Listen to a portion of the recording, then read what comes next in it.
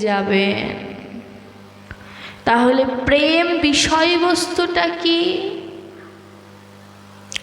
যদি আপনি গোবিন্দের প্রেমে পড়ে যান, এটা হচ্ছে ভক্তি।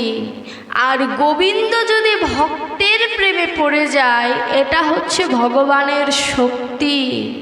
আর প্রেমের মধ্যে ভগবান এবং ভক্ত যদি মিলিত হয়ে ডুবে যায়, তাতে হয় মুক্তি। তাহলে আমরা কি চাই? আমরা ভক্তি চাই, শক্তি চাই, না মুক্তি চাই? সেটা বিবেচনা করতে হবে। আমরা ভগবানের প্রেমে পড়ব, একতরফা ভালোবাসা। ভগবান আমার প্রেমে পড়বে, এটাও একতরফা ভালোবাসা। কিন্তু দুজন মিলে যদি প্রেমের মধ্যে ডুবুরির মতো ডুবে যায়, তাহলে ওখানে মুক্তি মিলবেই মিলবে। আর সেই মুক্তি পেয়েছে কারা? এই যে মহাপুরুষ যারা, বিজ্ঞ জ্ঞানী যারা, যারা ভগবানকে অন্তর্দৃষ্টি দ্বারা দেখেছেন। দেখেছিল কে? বিল্বমঙ্গল। কেমন করে দেখেছিল? তিনি ব্রাহ্মণের সন্তান ছিলেন, কিন্তু তার ভেতরে কিঞ্চিত পরিমাণে সংস্কার ছিল না। একদম পাপাচারী, ব্যভিচারী, এমন কোনো পাপ নাই এই জগতের যে সেই পাপ তিনি করেন নাই। যেদিন তার পিতা মারা যায়, তার যে শ্রাদ্ধ, সেই শ্রাদ্ধের দিন তিনি গিয়েছিলেন পতিতালয়ে। চিন্তামণি তার নাম। আশ্চর্যের বিষয় কি জানেন? ওই পতিতাই এখন জগৎ জোড়া খ্যাতি লাভ করেছে কি হিসাবে? গুরুদেব হিসাবে। কেমন? ওই বিল্বমঙ্গল চিন্তামণির কাছে গিয়েছিল কেমন করে জানেন? মদ্যপান করে তার অঙ্গের ভেতরে এমন ভাব সৃষ্টি হয়েছে যে জাগতিক জগতে কোথায় কি আছে তার কোনো জ্ঞান নাই। লক্ষ্য করবেন গিয়েছে কেমন করে। চিন্তামণির ওই পতিতালয়ে যেতে হলে নদী পার হতে হয়। নদীতে একটি মৃতদেহ ভেসে ভেসে আসছে। ওই চিন্তামণির কাছে যাবার এত নেশা যে মৃতদেহকে সে কলা গাছের ভেলা ভেবে ওই মৃতদেহের উপরে ভর করে নদীটা পার হয়েছে। ওইদিকে ভগবান হাসছে যে বলিহারি যায়। এত নেশা, এত কামুক যে সে মরা দেহকে ভেলা ভেবে নদী পার হয়ে গেল, টের পেল না। এটা জীব শিক্ষা কেমন জানেন? আমরা সবাই উপাখ্যানটা স্মরণ করি, কিন্তু উপাখ্যানের ভেতরে যে রসটা আছে সেটা আস্বাদন করতে চাই না। ওই চিন্তামণি হচ্ছে আমার মতো ব্যভিচারী। ওই নদীটা হচ্ছে মায়া নামের নদী। আর ওই ভেলাটা হচ্ছে পাপ নামের ভেলা। আমরা ওই পাপ নামের ভেলাটাকে কোনো তোয়াক্কা না করে ওই ভেলার উপরে দাঁড়িয়ে মায়ার নদী পার হওয়ার চেষ্টা করি, কিন্তু ভব নদী যে পার হতে হবে এই কথা আমাদের মনে থাকে না। এটা হচ্ছে নিগুড়ের তত্ত্ব, অর্থাৎ ভেতরের কথা। চিন্তামণি যখন নদী পার হয়ে গেলেন, এবার পতিতালয়ের যে মেন দরজা, সেই দরজা বন্ধ। এখন ওপরে উঠবে কেমন করে? একটি সর্প তার লেজ ঝুলিয়ে রেখেছে। ওই লেজকে দড়ি ভেবে সে দেওয়াল টপকি ওই পাশ চলে গিয়েছে। ভগবান এবার বলছে, হাই রে কামুক, নদী পার হলি, সাপকে দড়ি ভেবে ওই পার চলে গেলি, তাও জ্ঞান ফিরল না। বিষাক্ত সাপ। এই বিষাক্ত সাপকে, এই বিষাক্ত সাপ হচ্ছে আমার চতুর্দিকে। এই যে আমরা যাদেরকে আত্মীয় পরিজন ভাবি, এরা হচ্ছে এই বিষাক্ত সাপের মতো। আপনি তাদেরকে আশ্রয় ভেবে দেওয়াল টপকে যাচ্ছেন। কোন সময় যে আপনাকে ছোবল মেরে দেবে আপনি বুঝতেও পারবেন না। এবার দেওয়াল টপকে যখন চিন্তামণিকে বলেছে, চিন্তা আমি এসেছি, দরজা খোলো। চিন্তামণি দরজা খুলে বিল্বমঙ্গলকে বলছে, তুমি আসলে কেমন করে? এই ঝড় ঝাপটার মধ্যে তুমি আসলে কেমন করে?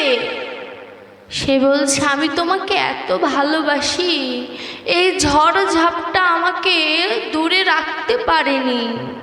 আমি নদী পার হয়েছি, ভেলা পেয়েছিলাম, সেই ভেলার দ্বারা নদী পার হয়ে গিয়েছি। দড়ি পেয়েছি, দড়িতে পার হয়ে তোমার কাছে এসেছি। চিন্তামণি নয়ন জলে ভেসে বলে, এমন করে যদি তুমি আমার গোবিন্দকে ভালোবাসতে, আমার গোবিন্দ বোধহয় সাক্ষাৎ তোমার সামনে দাঁড়িয়ে যেত। হরি বল।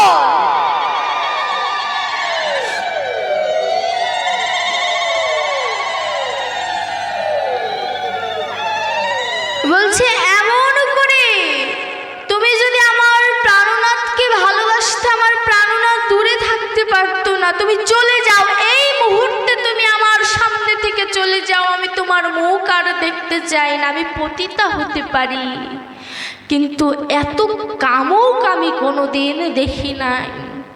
বিল্বমঙ্গলের ভেতরে আঘাত লাগে, যার জন্য এত কষ্ট করে আসলাম সে আমাকে কামুক উপাধি দিল। ঠিক তেমন সংসারেও যার জন্য আপনি সব থেকে বেশি ভালোবাসা, আপনার সম্পদ, আপনার অর্থ, সম্মান, যার জন্য বেশি ব্যয় করবেন, সেই একদিন বলবে, কি করেছো আমার জন্য, কি করেছো আমার জন্য, এটা তোমার দায়িত্ব, এই কথাটাই বলবে। এর বাহিরে সংসার থেকে যে বেশি কিছু আশা করবে, সে এর থেকেও চরম পর্যায়ের আঘাত পাবে। চিন্তামণি মাথা নিচু করে দাঁড়িয়ে রয়েছে, নয়ন জলে ভাসছে। ঘর থেকে গোবিন্দের একটি বিগ্রহ এনে বিল্বমঙ্গলকে দিয়ে বলল, যাও, আজ থেকে ভজন পথে বের হয়ে যাও। আমি গোবিন্দের কাছে প্রার্থনা করব, যেমন করে তুমি আমায় ভালোবেসেছো, তেমন করে তুমি যেন আমার গোবিন্দকে ভালোবাসতে পারো। বিল্বমঙ্গলের ভিতরে ভক্তি আসলো। কেন ভক্তি আসলো জানেন? চৈতন্য হলো যে একজন পতিতা আমাকে বলছে, যাও ভজনে যাও, আমার তো ভজনে যাওয়া উচিত।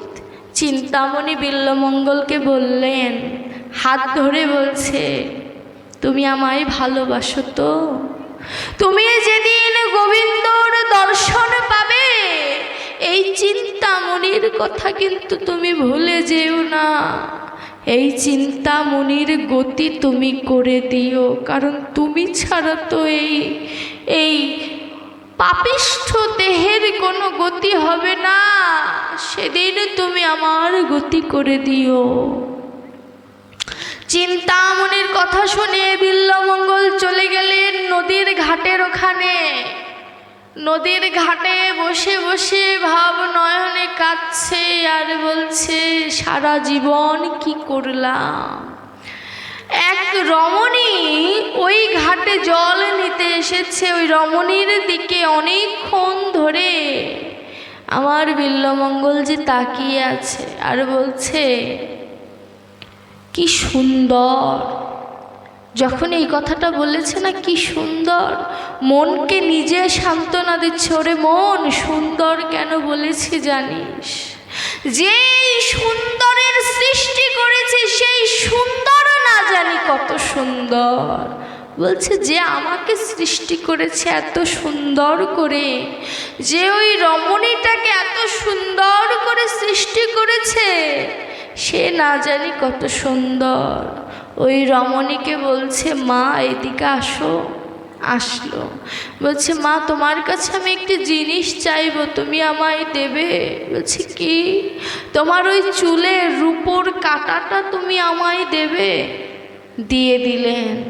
দেওয়া মাত্র ওই চুলের কাঁটা দিয়ে নিজের দুই চোখ অন্ধ করে দিলেন। কেন? এই বাহিরের জগৎ আর সে দেখতে চায় না।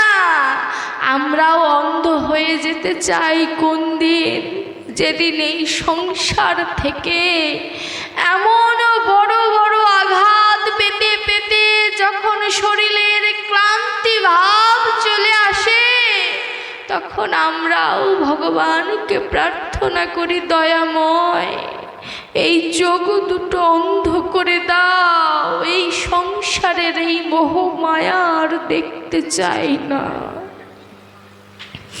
চিন্তামণি চোখ অন্ধ করে দিলেন, গোবিন্দের কৃপা হলো, গোবিন্দ তাকে দিব্য চক্ষু দান করলেন। মহারাসের মহামিলন আমার বিল্বমঙ্গলে দেখেছিলেন, ভগবান তাকে দিব্য চক্ষু দান করলেন। দেখুন, এতে শিক্ষা হচ্ছে মহা ব্যভিচারী মহা কামুকও যদি একবার গোবিন্দের আশ্রয়ে আসে, একবার যদি বলতে পারে, হে দয়াময়, আমার এই হৃদয়ের সকল ভালোবাসা আমি সংসারকে দিয়ে দিয়েছি, তোমাকে দেবার মতো তো কিছু নাই, তাই বলে কি তুমি আমায় গ্রহণ করবে না প্রভু? আমি তো তোমার থেকেই সৃষ্টি। সন্তান ভুল করতেই পারে, পিতা তো কোনো ভুল করতে পারে না।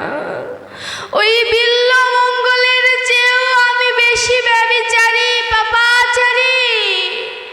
তাকে যেমন করে কৃপা করেছ তেমন কৃপা আমি চাই না। আমি তোমার কাছে কি চাই জানো?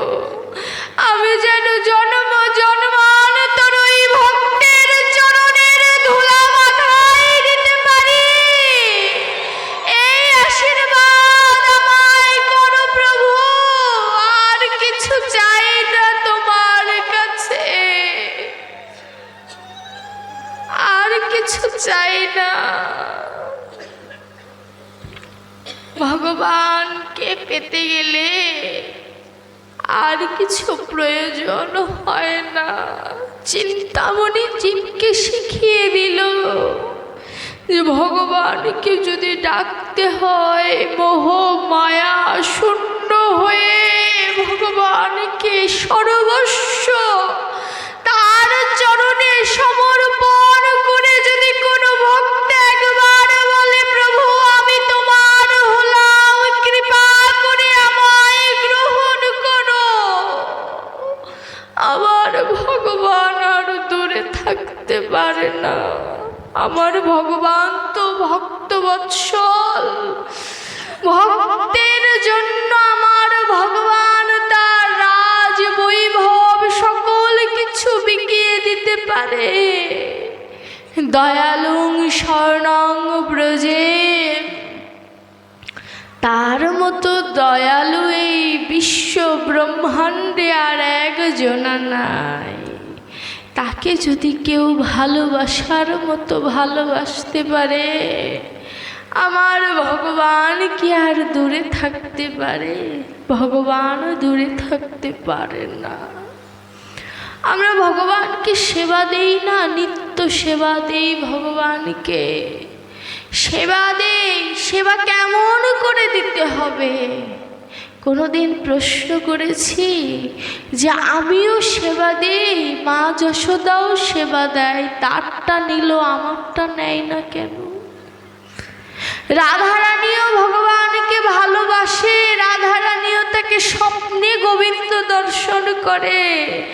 আমিও তো ভগবানকে ডাকি, আমার স্বপ্নে তো আমার প্রাণবন্ধু আসে না।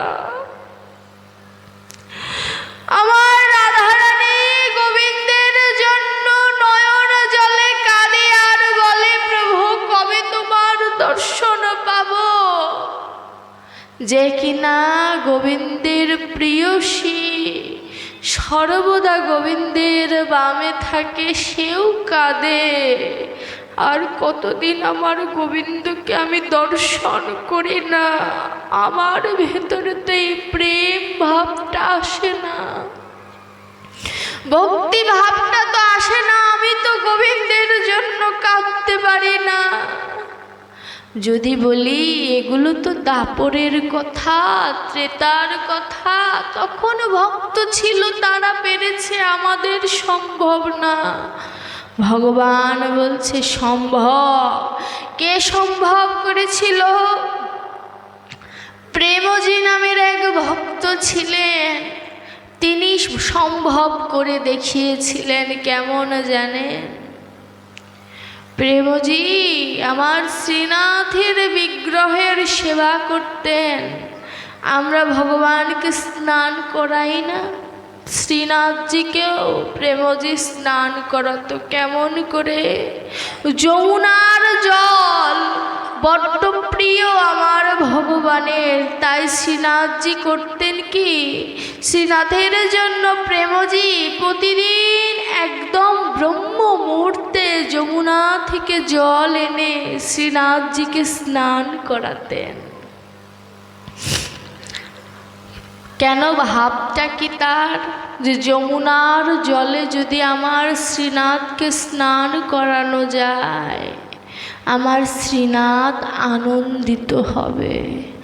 আমরা যখন ভগবানকে স্নান করাই, ভগবানকে কোনোদিন প্রশ্ন করেছি ভগবান তোমার ঠান্ডা লাগে কি না? ভগবান জলের তাপটা তুমি সহ্য করতে পারো কি না? এটা হচ্ছে বাৎসল্য প্রেম। অনেকে বলে এটা বড্ড বাড়াবাড়ি। না, ভক্তির ক্ষেত্রে কোনো বাড়াবাড়ি হয় না। ভক্তির ক্ষেত্রে ভগবানের বিগ্রহকে বেঁধে রাখাও যায় যদি তার ভেতরে বাৎসল্য প্রেম আসে। আনতে পারি না দেখেই তো ভগবান আজ আমাদের থেকে অনেক দূরে চলে গিয়েছে। প্রেমজি প্রতিদিন যমুনা থেকে জল আনতেন, তার ভাবনাটা কেমন ছিল? যমুনায় যখন কলসি নিয়ে তিনি যেতেন যমুনায় জল নিতে, রাধারানীর মতো তার চিন্তাধারা কাজ করত। কেমন? রাধারানী যেমন যমুনায় জল আনতে আসতেন গোবিন্দকে দেখার জন্য, প্রেমজি কলসিটা কাঁখে নিয়ে রাধা ভাবে বিভাবিত হয়ে নয়ন জলে ভেসে বলতো, বন্ধু তোমার দর্শন কি আজ পাবো না? ওই যে জল আনতে যাচ্ছি এটা তো আমার মূল উদ্দেশ্য নয়। আমি যে পূর্ণ চন্দ্রের দর্শন করতে যাচ্ছি যমুনায়, সেই দর্শনের বাসনা কি আমার পূর্ণ হবে না? আমি কি তোমায় দেখতে পাবো না?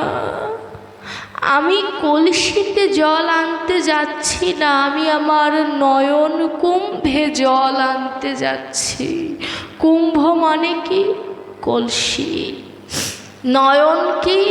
বলছে নয়ন কুম্ভ মানে নয়নও একটি কলসির সাথে সামঞ্জস্যতা রেখে বলছে আমি আমার কলসিতে যমুনায় জল আনতে যাচ্ছি না, আমি ওই অপূর্ব রূপ মাধুর্য দেখে আমার এই নয়ন কুম্ভে জল আনতে যাচ্ছি। এই জল নিয়ে আমি করব কি জানো?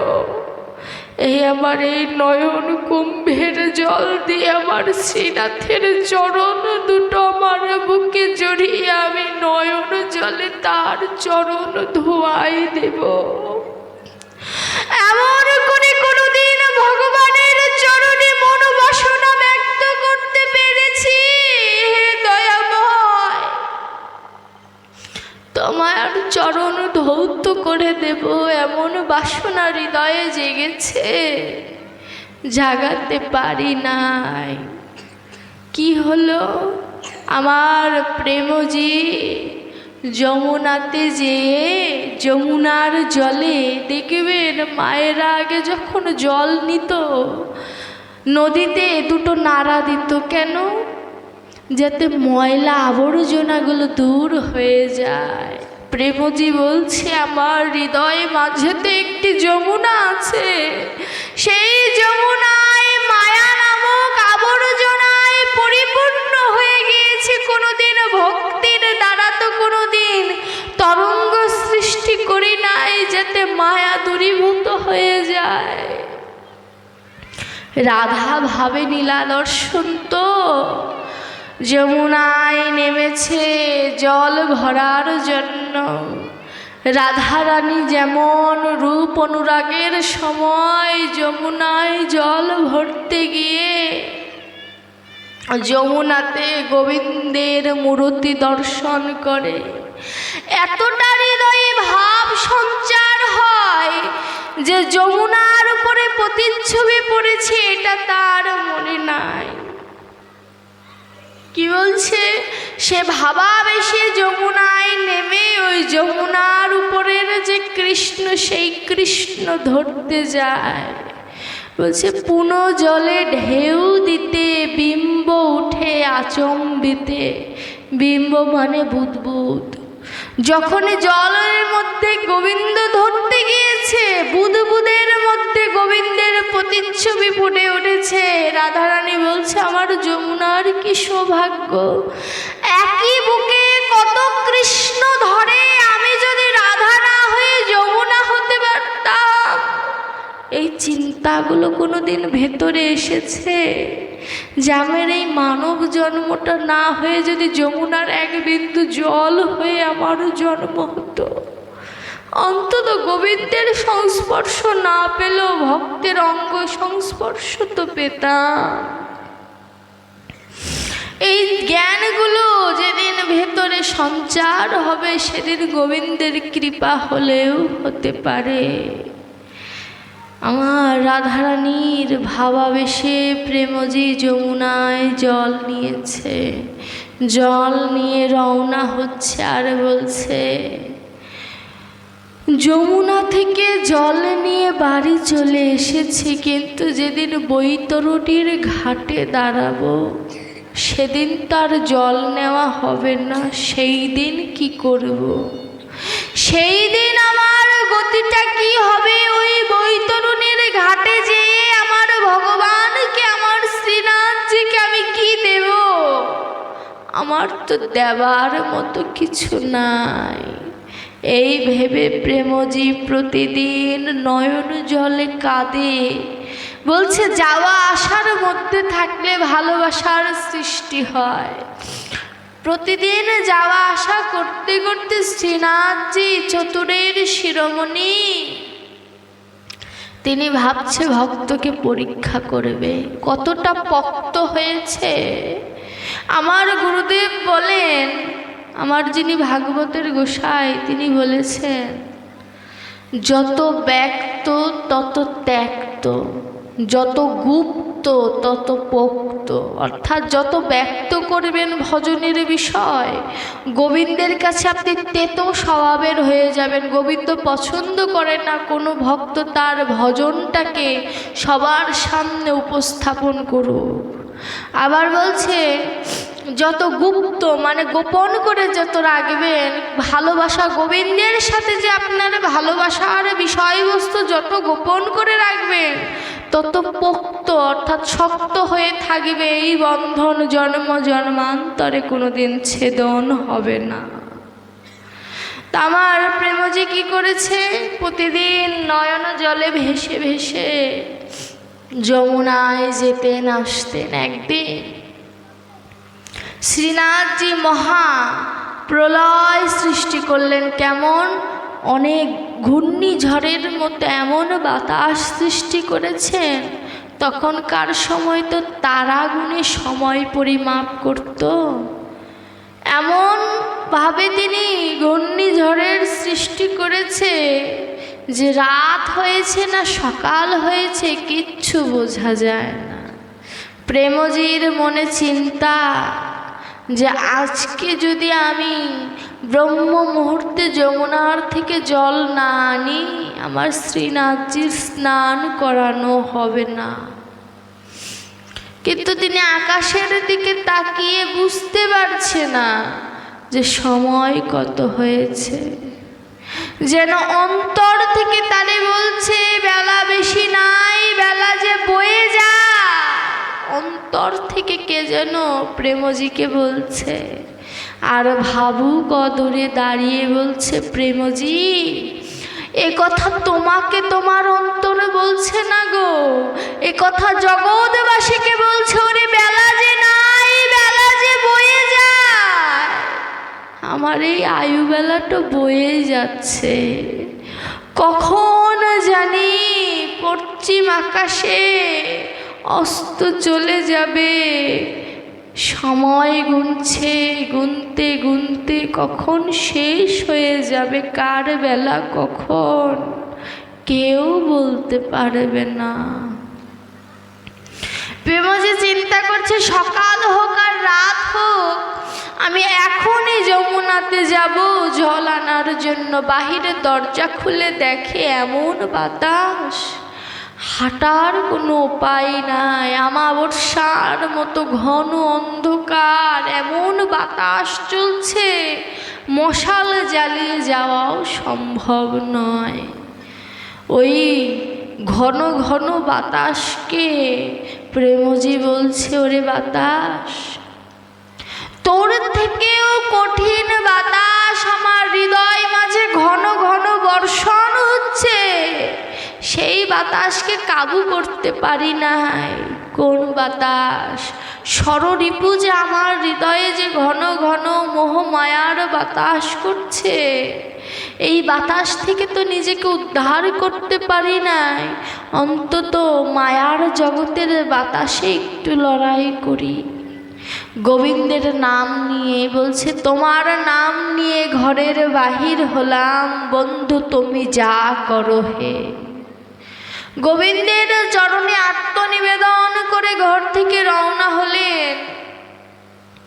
কিছু দূর যাওয়ার পরে এত ঘন অন্ধকার, একটি পাথরের সাথে পা বেঁধে হোঁচট খেয়ে পড়ে গিয়েছে, পা দিয়ে রক্ত বের হচ্ছে। পাথরকে বলছে, ওরে পাথর, জীবনে কত আঘাত পেয়েছি মায়া নামক সংসার থেকে, কত রক্তাক্ত হয়ে গিয়েছে আমার এই হৃদয়। তারপরেও মোহ মায়ার থেকে একটু দূরে এসে একবার গোবিন্দের নামের জয়ধ্বনি দেওয়া হলো না।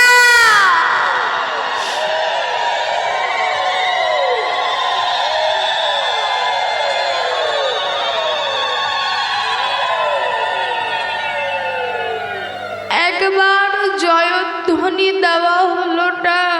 এই মোহ মায়ার থেকে কত কষ্ট পেয়েছি। বারে বারে এই মায়ার সংসারে চলে এসেছি ভালোবাসা পাবার জন্য। একবারও চিন্তা করি নাই যাদেরকে ভালোবাসছি এরা তো কেউ আপন নয়। আপন যে আমার পরাণের বান্ধব, তাকে তো একবার ভালোবাসি বলে তার চরণে আত্মনিবেদন করা হলো না। পা কেটে গিয়ে রক্ত ঝরঝর করে পড়ছে, আর গোবিন্দকে বলছে, গোবিন্দ ব্যথা সহ্য হচ্ছে না। গোবিন্দকে বলছে, গোবিন্দ হে শ্রীনাথ, ব্যথা সহ্য হচ্ছে না, দয়া করো। আমার শ্রীনাথ কি আর বিগ্রহ হয়ে থাকতে পারে? আমার শ্রীনাথ একটি ছোট্ট বালকের রূপ নিয়ে মশাল জ্বালিয়ে চলে এসেছে। ভক্তকে ধরা দেবে না, ভক্তের সামনে দাঁড়িয়েছে, দাঁড়িয়ে যমুনার পথে যাচ্ছে। শ্রীনাথের যখন নয়ন ওই ছোট্ট বালকের দিকে পড়ল, না জানি আপনা আপনি ব্যথাটা দূরীভূত হয়ে গিয়েছে। ওই বালকের দিকে প্রেমজি তাকিয়ে বলছে, ওই মশালের থেকে ওই বালকের দিব্যজ্যোতি তো আরো বেশি। কে এই বালক? ভগবান ধরা দিতে না চাইলে ভক্তের সাধ্য নাই ধরা। ওই শিশুর দিকে, ওই বালকের দিকে প্রেমজি ধাপিত হলেন। বালক যেদিকে যায় প্রেমজি সেদিকেই যায়। আকাশের ঘন আকাশ দেখে, কালো অন্ধকার আকাশ দেখে প্রেমজি নয়ন জলে কেঁদে বলে, আমার এই হৃদয়টা তো ঘন আকাশে পরিপূর্ণ, আমি তো গোবিন্দ বলে কাঁদতে পারি না। আমার এই হৃদয়টা তো ভগবান শূন্য হয়ে গিয়েছে, আমার ভগবানকে তা আমি আমার হৃদয় মন্দিরে স্থাপন করতে পারি নাই, কোনোদিন দিব্য আলো ছড়াতে পারি নাই। আমার কি হবে? এমন করে কোনোদিন নয়ন জলে কেঁদে ভগবান দয়া করো বলে একবার আকুতি মিনতি করি নাই। ভক্ত এইবার যখন ভগবানের দিকে ধাপিত হতে হতে যখন যমুনার কাছে চলে এসেছে, একটি ছোট্ট কাঁটা পায়ে বিঁধেছে। ছোট্ট কাঁটাটা যখন পায়ে বিঁধেছে, শ্রীনাথজি, আমাদের পায়ে যদি কাঁটা বেঁধে আমরা প্রথম কার নাম উচ্চারণ করি? মা। আর শ্রীনাথ যে উচ্চারণ করলেন, শ্রীনাথ রক্ষা করো, এমন করে যখন চিল্লিয়ে উঠেছে না, বালক থেমে গিয়েছে। কেন? পায়ে কাঁটা বিঁধেছে। বালক আসছে না ভক্তের কাছে, আসলে তো ধরা পড়ে যাবে। এবার প্রেমজি ওই কাঁটাটা খুলেছে, খুলে কাঁটার দিকে তাকিয়ে বলছে, কাঁটা, তোর থেকেও বড় কাঁটার আঘাত আমি পেয়েছি, পাওয়ার পরেও আমি এই সংসারকে ভালোবাসছি। আজ তুই আমাকে আটকাতে পারবি না রে কাঁটা। ওই যে বালককে আমি দেখেছি, ওর সাথে সাথেই আমি যাব। দেখেছেন ভক্তিটা কি তার? যমুনায় নিজে জল নিয়েছে, আজ যমুনাকে প্রণাম করে বলছে, যমুনা, আজ নিজেকে কেন যেন অন্য রকম লাগে। যমুনা মনে মনে ভাবছে, লাগবেই তো, আজ তোমার মতো ভক্তের কারণে আজ আমার গোবিন্দ দর্শন হয়ে গেল। শ্রীনাথজি জল এনে যখন শ্রীনাথজির সাথে সাথে যখন প্রেমজি আসছে, প্রেমজি চিন্তা করলেন, জল আজ ঘরে নেব না, আমি সরাসরি মন্দিরে যাব। মন্দিরে যে দেখে আমার শ্রীনাথজি যে বালকটিকে দর্শন করেছিল, ওই বালকের বেশভূষাক ধারণ করে আমার শ্রীনাথজি দাঁড়িয়ে আছে। হাতে দেখে মশালের কালো দাগ, চরণে সেই যমুনার ব্রজধূলি লেগে রয়েছে।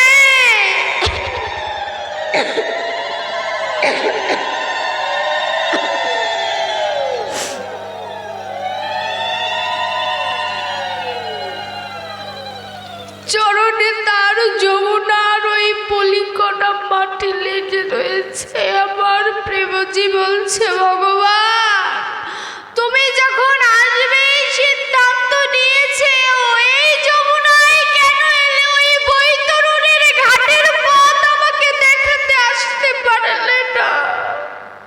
আমি তো এই যমুনায় তোমায় দেখতে চাইনি। তুমি আর এসো না, এমন করে মশাল নিয়ে তুমি আর এসো না। তোমার ওই কোমল হস্ত, যে হস্ত স্পর্শ করতে 10 বার চিন্তা করে আমার মা লক্ষ্মী, সেই হস্তে তুমি মশাল ধরেছ, তোমার হাতটা পড়ে গিয়েছে। শ্রীনাথের হাতে দেখে ফোস্কা পড়ে গিয়েছে। ভক্তের ভাব নয়নটা কেমন দেখুন। ভগবানের চরণে, ভগবানের হাতে ফোস্কা পড়ে গিয়েছে। ভগবানের এই দুঃখ দেখে ভক্ত নিজেকে বলছে, আমি কত জন্মের অপরাধী, আমার জন্য ভগবান বৈকুণ্ঠ ত্যাগ করে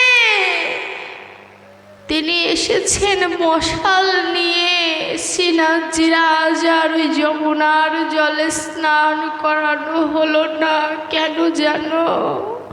আজ শ্রীনাথ তার নয়ন জলে আমার ওই শ্রীনাথের চরণ এমন করে ধৌত করে দিয়েছে, আজ গো যমুনার জল বলছে আজ আমি পূর্ণ নই গো, আজ আমি আনন্দের নই, আজ আমার থেকেও আনন্দের হচ্ছে আমার ভক্তের নয়ন জল। দেখেছেন ভগবানকে সেবা করতে হয় কেমন করে?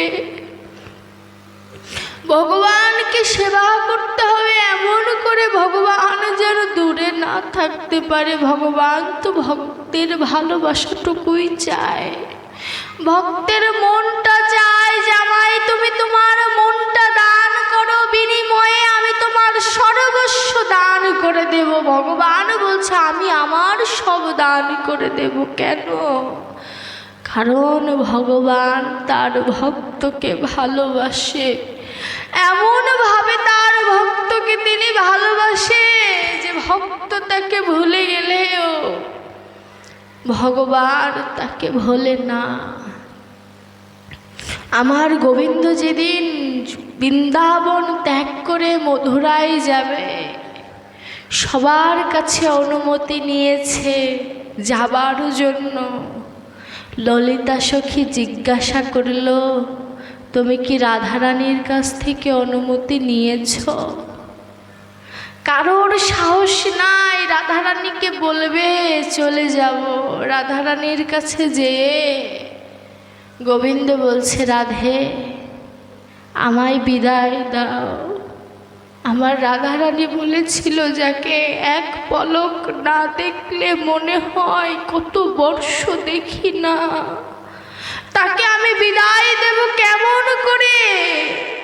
তুমি আমার কাছে বিদায় চেও না।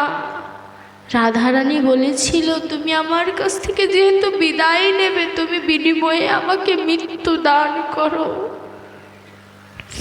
আমি তোমার অদর্শন জনিত ব্যথা সহ্য করতে পারবো না। রাধারানী কি বলেছিল জানেন?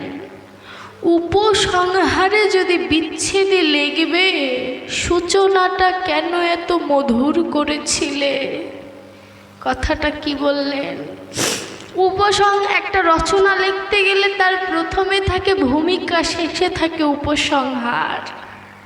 বলছে উপসংহারে যদি তুমি বিচ্ছেদই লিখে রাখো, সূচনাতে কেন তুমি মধুর করেছিলে?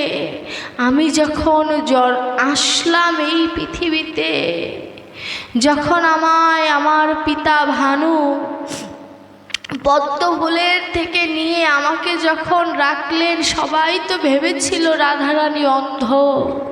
রাধারানী কিন্তু যখন প্রথম বৃন্দাবনে আসেন, সবাই কিন্তু জানতো রাধারানী অন্ধ। কেন জানেন? রাধারানী বলেছিল যে চোখ দিয়ে আমি আমার গোবিন্দকে প্রথম দেখতে পারবো না, সেই চক্ষু দিয়ে আমি আর কারুর বদন দর্শন করব না। সবাই ভেবেছিল রাধারানী অন্ধ। কোন দিন রাধারানীর নয়নে জ্যোতি ফিরল জানেন? যেদিন মা যশোদা গোবিন্দকে নিয়ে রাধারানীকে দেখার জন্য তার গৃহে গিয়েছিলেন। গৃহে যাওয়ার পরেই কিন্তু রাধারানীর চোখে জ্যোতি আসেনি। কেমন হলো? রাধারানীকে কাছে যাবার জন্য আমার গোবিন্দ কি করেছে? মা যশোদার মুক্তার মালা টেনে ছিঁড়ে দিয়েছে। মা রাগ করে গোবিন্দকে নামিয়ে দিয়েছে। পদকর্তা বলছে, কালো সোনার মুক্তা তুমি ত্যাগ করে মিছে মুক্তার পেছনে ছোট মা বলিহারি যায়, এইটা তোমার বাৎসল্য প্রেম। এমন প্রেম না থাকলে কি আর ভগবানকে পাওয়া যায়?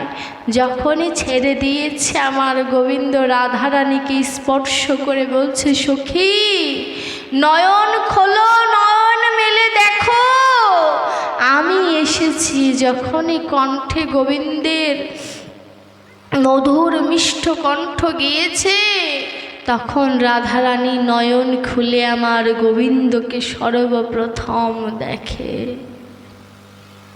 তাই রাধারানী বলছে, সূচনাটা যেহেতু এত মধুর করেছিলে, উপসংহারটা বিরহ না দিলে হতো না।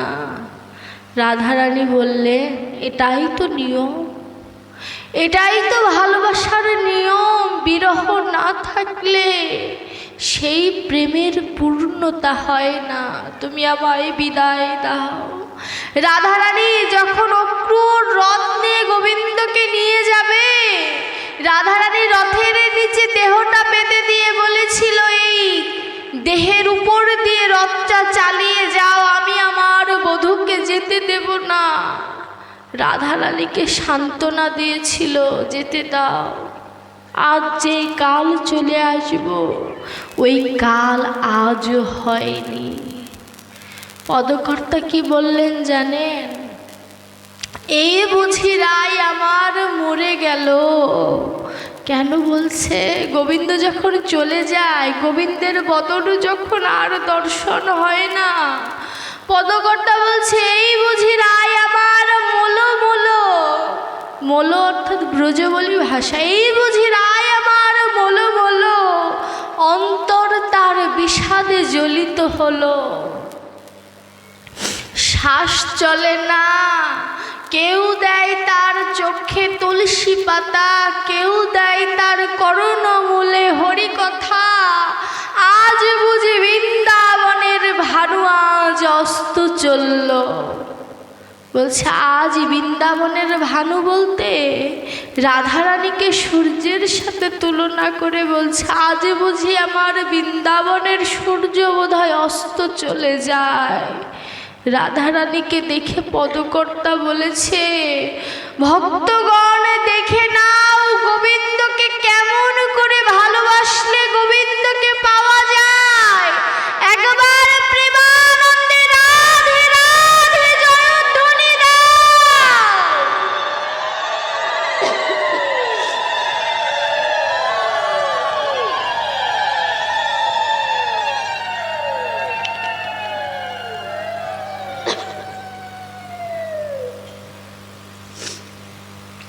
বলছে একবার তুমি যদি রাধার নামের জয়ধ্বনি দাও, তোমার পাশে যদি একটি কীট পতঙ্গও থাকে, ওই কীট পতঙ্গ তোমার রাধা নামের ধ্বনি শুনে তার ওই জন্ম থেকে সে মানব জন্মও পেতে পারে, যদি তোমার রাধা নামের শুদ্ধতা যদি বজায় থাকে। রাধা নামের এত মহিমা যে আমার গোবিন্দ কৃপা না করলেও আমার রাধারানী দূরে থাকতে পারে না। আমার রাধারানী আমার ভক্তকে এত ভালোবাসে। জানেন, কংস একবার চিন্তা করেছিলেন যে কৃষ্ণকে তো কোনোভাবে কাবুতে আনা যাচ্ছে না, তাহলে কৃষ্ণের প্রিয়সী হচ্ছে রাধারানী, তাকে বধ করতে হবে, তাহলে কৃষ্ণ কাবুতে আসবে। কংস রাধারানীকে বধ করার জন্য একবার বৃন্দাবনে এসেছিলেন রাধারানীকে হরণ করবে বলে। রাধারানীর সংস্পর্শে এসে বৃন্দাবনের ভাষায় 6 মাস রাধারানীর দাসত্ব করে গিয়েছিলেন। এমন রাধারানীর প্রেম যে কৃষ্ণ বধ করলো, আর সেই কংস যখন বৃন্দাবনে রাধারানীকে মারতে এসেছিল 6 মাস দাসত্ব করেছিল। পরে গোবিন্দ বলল, রাধে লীলা হবে না, যেতে দাও, ওকে ভক্ত বানিও না, আমি লীলা করতে পারবো না, ওকে ছেড়ে দাও। তখন রাধারানী কংসকে যেতে দিয়েছিলেন। এটা যেন জীবকে শিক্ষা দিচ্ছে, আমার রাধারানীকে যদি কেউ অন্তর থেকে ভালোবাসে, আমার রাধারানী তাকে সর্বস্ব দান করে দেয়। যদি বলি তার প্রমাণ কি?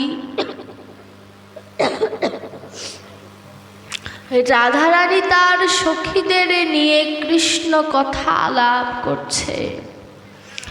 এমন সময় কোনো এক ভিখারিণী মা রাধারানীর সামনে এসে বলছে, ভিক্ষাং দেহি।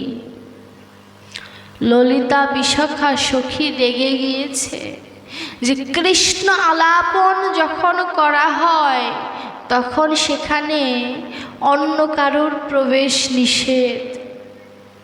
যদি তার ভিতরে সেই ভাব কান্তিটা না থাকে, তো যখন ওই ভিখারিণী মা রাধারানীর সামনে এসে বলছে ভিক্ষাং দেহি, রাধারানী ললিতা সখীকে থামিয়ে বলছে মা তুমি ভিক্ষা কেন করছো, তুমি ভিক্ষা কেন করছো? তখন রাধারানীকে ওই ভিখারি মা বলে যে আমার সংসার চালাবার মতো কোনো মাধ্যম নাই, তাই বাধ্য হয়ে ভিক্ষায় নেমেছি।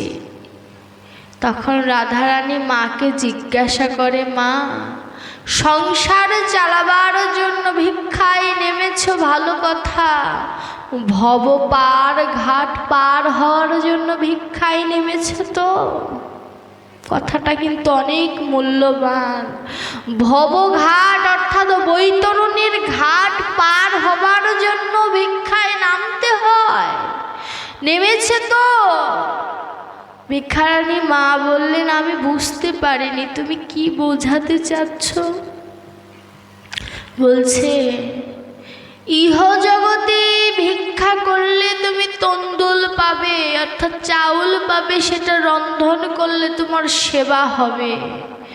আর ভবঘাটের বৈতরণীর ঘাট পার হবার জন্য তোমার প্রয়োজন হচ্ছে ভক্তের চরণ ধুলি নামক ভিক্ষা। ওই ভিক্ষা কি তোমরা করেছ? একবার কি বলতে পারবো ওই ভিক্ষা করেছি ভগবান কৃপা করে গ্রহণ করো? এমন করে কি বলতে পারবো? হে ভক্তগণ, রাধারানী যেন ওই ভিখারিণী মা স্বরূপ এই জগৎকে বুঝিয়ে দিল যে ভিক্ষায় না নামলে যেমন জগৎবাসী কোনো কিছু দেয় না, ঠিক তেমন ভক্তের দুয়ারে দুয়ারে ভিক্ষা না চাইলে ওই চরণ ধুলিও পাওয়া যায় না। ওই চরণ ধুলি যে অনেক বড় মূল্যবান বস্তু, যারা বোঝে তারাই তো ভক্তের চরণে ওই ধুলা খোঁজে। এই ধুলা এত মধুর, এই ধুলা স্বয়ং গোবিন্দও মেখেছে। নীলা করলেন না আমার বড্ড মাথায় ব্যথা, কোনো শুদ্ধ ভক্ত যদি আমায় একটু চরণ ধুলি দান করে, সেই চরণ ধুলির বলে আমার মাথার ব্যথা সুস্থ হয়ে যাবে। নারদ মুনিকে বলেছিল, নারদ মুনির অহংকার হলো সে শ্রেষ্ঠ ভক্ত। নারদ মুনি বলছে এমন কোনো ভক্ত জগতে নাই যে তার চরণ ধুলি তোমার মাথায় দেবে। সবার পাপের ভয় আছে, সবার কাছে গেলেন কেউ দিলেন না। আমার গোবিন্দ বলছে তুমি একবার বৃন্দাবনে যাও, আমার সখীদের বললেই হবে যে তার প্রাণনাথের মাথায় ব্যথা, দেখবে সবাই চরণধলি দিয়ে দিয়েছে। যখনই নারদ মুনি সেই বৃন্দাবনে গিয়েছে, যাওয়া মাত্রই যখন রাধারানীর কানে গেল তার বধূ অসুস্থ, মাথায় ব্যথা, তখন নারদ মুনিকে বলল দাও পেতে দাও। নামা বলি পেতে দিও না, নামের উপরে ধুলা দিতে পারবো না, তোমার উত্তরীয়াটা পেতে দাও। যত ধুলি লাগে নিয়ে যাও, ধুলি দিয়ে আমার গোবিন্দের মাথা ব্যথা সারাও। নারদ মুনি বলেছিল তোমাদের কি পাপের ভয় নাই? রাধারানী বলেছিল আমাদের কাছে পাপের ভয় নাই, ভয় কোথায় জানো? আমার প্রাণ বধূর যদি কিছু হয়ে যায়। চিন্তাটা কেমন দেখুন, ভগবান জ্ঞানে তারা ভালোবাসে না, ভালোবাসে প্রাণনাথ হিসেবে। বলছে ভয় এখানে যে আমার প্রাণনাথের যদি কিছু হয়ে যায়। ধুলি নিয়ে দিলেন মাথায়, গোবিন্দ অসুস্থ হয়ে গেলেন। নারদ মুনি বলছে বলি হারি যায়, এমন ভক্ত বিশ্ব ব্রহ্মাণ্ডে নাই যে কিনা তার চরণের ধূলি গোবিন্দের মাথায় দিতে প্রস্তুত, বিন্দু মাত্র ভয় নাই। গোবিন্দ মুচকি হাসি দিয়ে বলেছিল, নারদ, তুমিও না আমার ভক্ত দাবি করেছিলে, তুমি তো আমায় চরণ ধূলি দিলে না। নারদের মাথা নিচু হয়ে গেল।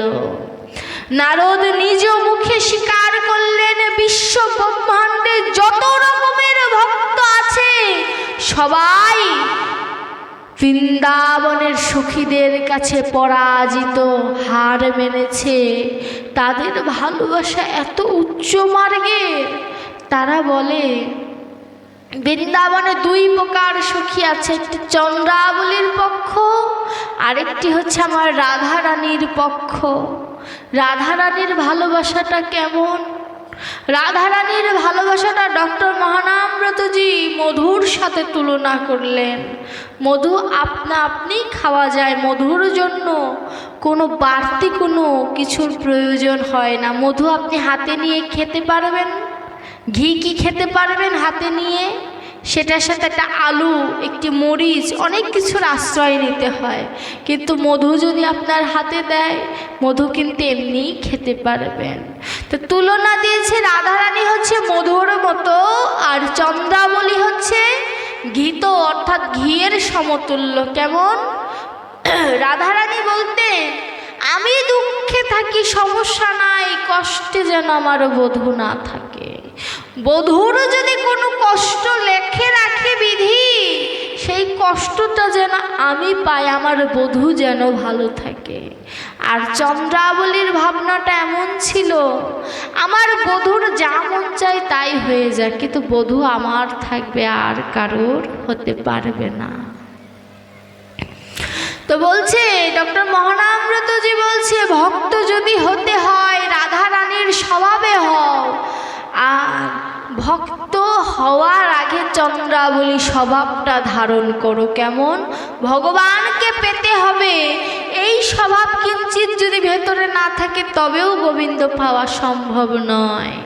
কিন্তু পূর্ণাঙ্গ চন্দ্রাবলী ভাবধারা থাকা যাবে না, তাহলে গোবিন্দের পাওয়া সম্ভব হবে না। একবার অহংকার করেছিলেন কে জানেন? এই সখীদেরকে নিম্ন জ্ঞানে তুচ্ছ জ্ঞান করেছিলেন একবার অর্জুন। অর্জুনকে ভগবান গীতার জ্ঞান দিয়েছিল, আমরা সবাই জানি না? তো অর্জুনের একবার অহংকার হয়েছিল যে অর্জুন সর্বাপেক্ষা শ্রেষ্ঠ, তার রথের সারথি স্বয়ং গোবিন্দ। তো এই ভাব বুঝে গোবিন্দ একদিন অর্জুনকে বলে, অর্জুন, তুমি বৃন্দাবনে যে আমার সখীদের খোঁজ খবর নিয়ে আসো যে আমার সখীরা কেমন আছে। অর্জুন ভেতরে ভেতরে অহংকার করলেন, সামান্য গোয়ালার খোঁজ নেওয়ার জন্য আমার মতো মানুষকে পাঠাচ্ছে গোবিন্দ। ভেতরে ভেতরে ধিক্কার দিলেন। গোবিন্দ সব সহ্য করতে পারে, কিন্তু আমার ভক্তের অপমান সহ্য করতে পারে না। যমুনা পার হয়ে বৃন্দাবনে যেতে হয়। যমুনার সামনে দাঁড়িয়ে চিন্তা করছে, যমুনায় তো কোনো নৌকা নাই, পার হব কেমন করে। ওই পাশে দাঁড়িয়ে ছিল ললিতা সখী। ললিতা সখী অর্জুনকে দেখে বলছে, সখা, তুমি কি বৃন্দাবনে আসতে চাও? অর্জুন বললেন একটু মনক্ষুণ্ণ ভাব নিয়ে, হ্যাঁ, আমি যেতে চাই।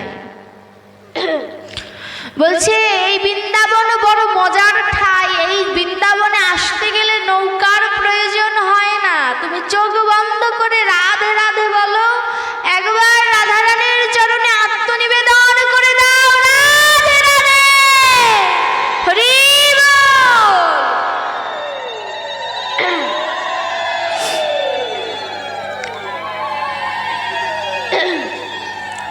বলছে এই বৃন্দাবনে আসতে গেলে নৌকার প্রয়োজন হয় না, একবার রাধে রাধে বলো, চলে আসবে।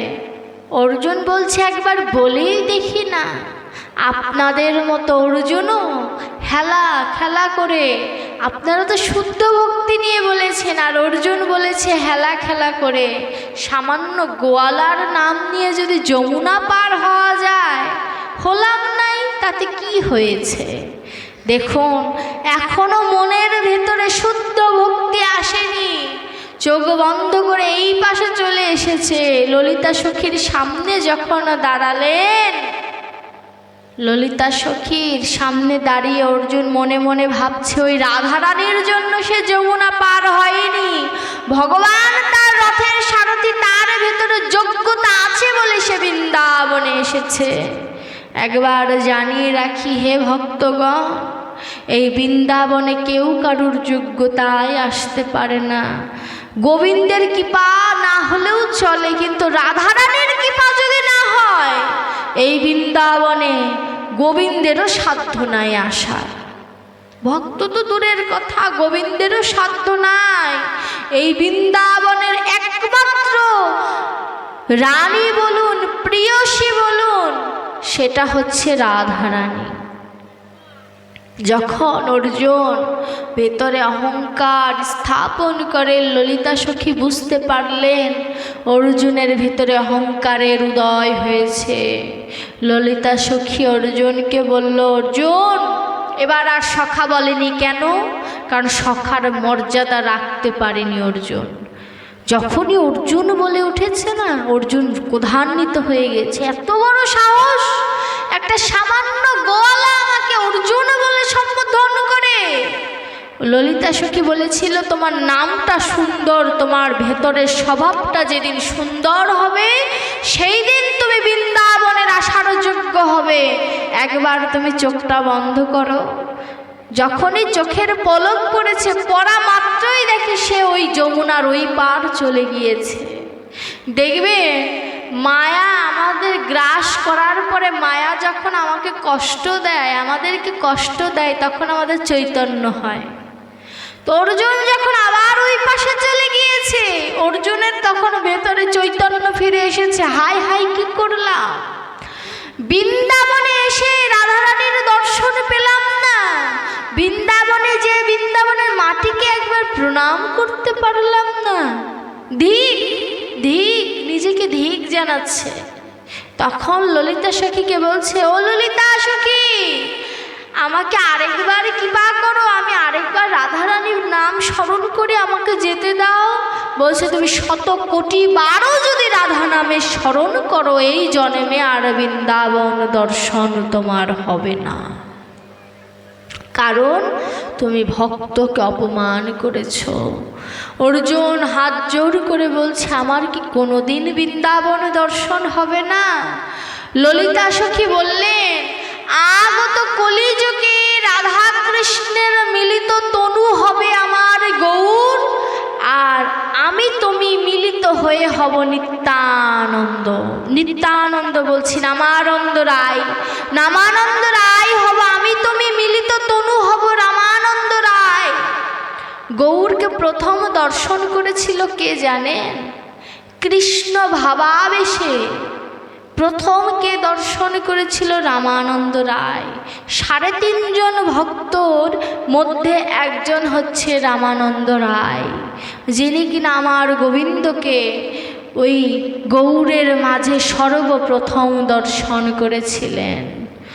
ললিতা সখী আশীর্বাদ করলেন, সেই দিন থেকে অর্জুন গোবিন্দের জন্য যতটা না কেঁদেছে, তার থেকে বেশি রাধারানীর জন্য কেঁদেছে।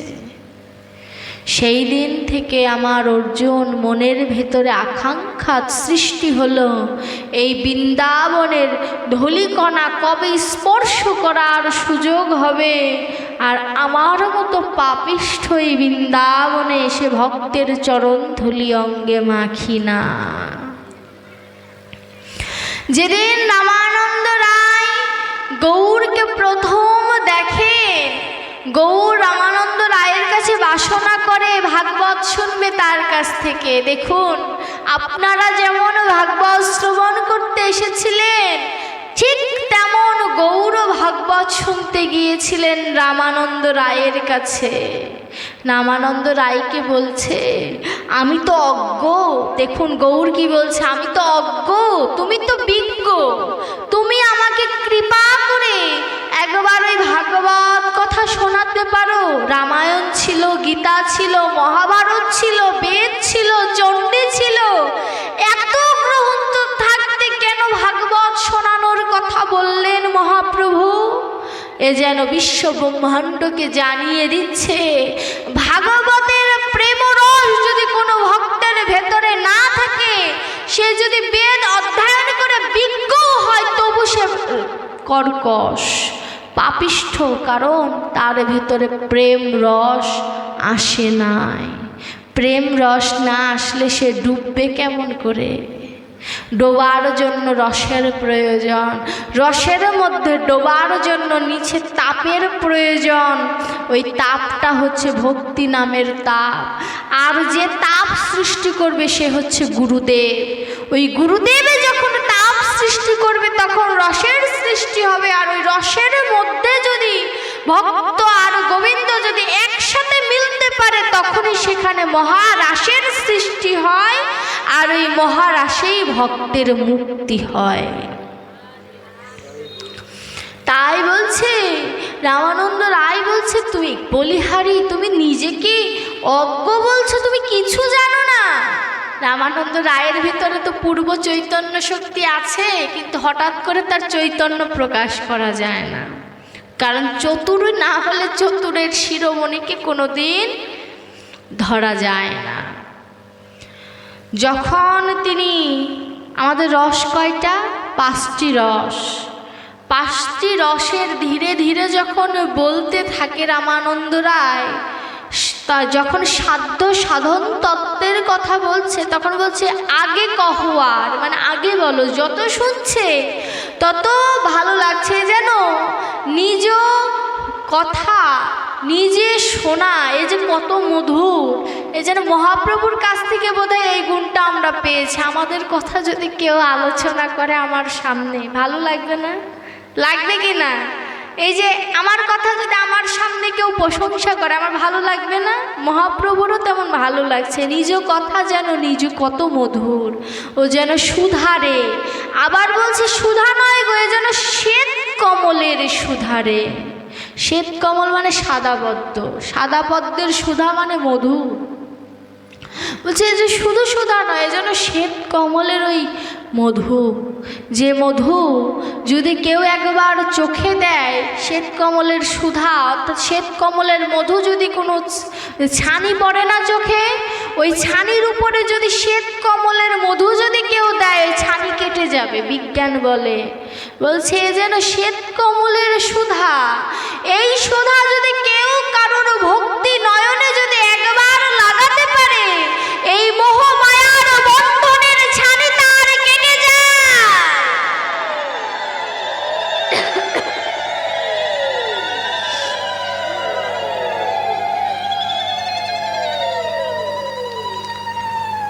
যখন আলোচনা দৃঢ় হতে থাকে, যখন ভেতরে গভীরে যেতে থাকে, রামানন্দ রায় এক পর্যায়ে বলে বসলেন, আগে তোমায় দেখি সন্ন্যাসী রূপে, এবে কেন দেখি তোমায় গোপ গোপী রূপে।